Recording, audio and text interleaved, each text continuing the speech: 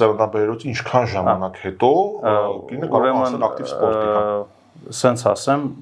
կերակրելուց հետո, երբ որ ավարտում է կերակրելը երեխային, որովհետև ինքը եթե սկսեց ակտիվ սպորտով զբաղվել, ինքը չի կարողանալու կերակրի, որովհետև կաթը պակասելու է եւ երեխան ունալու է սոված, այսպես ասած։ Ավելի, եթե երեխան ուտում է արհեստական կեր,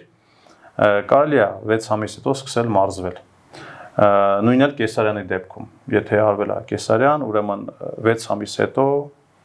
կարելի է մարզվել, եթե երեխային չեն կերակրում, բայց հիմնականում եթե երեխային կերակրում են եւ լավ կլինի որ երեխային կերակրեն գոնե 1 տարի, 1 տարի հետո կարող են մարզվել, քանի որ ունեք բազմաթիվ մարզվողներ, որոնք հիմնականում բոլորը ունեն շատ լավ արդյունքներ,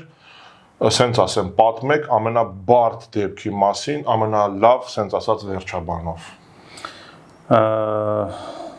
Ծանր եւ բարդ վիճակում շատ մարդիկ են իմ մոտ հաճախել տարբեր առողջական խնդիրներով։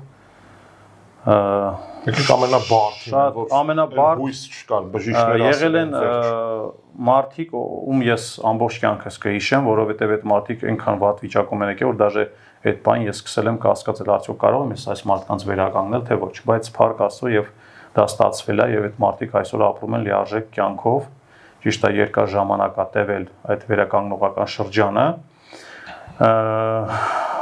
Աղջիկ եմ ունեցել, որ երիտասարդ աղջիկ է եղել, որ եկել է իմ մոտ էլի հենաշարժողական համակարգի խնդիրներով, հատկապես ողնաշարի խնդիրներով, բավականին լուրջ, բայց 1 տարի բուժվելուց, մարզվելուց հետո նա կարողացել է 100 կիլոգրամ շտանգայով կքանի ստանել։ Իսկ դա դաժե տղաները չեն կարող անել։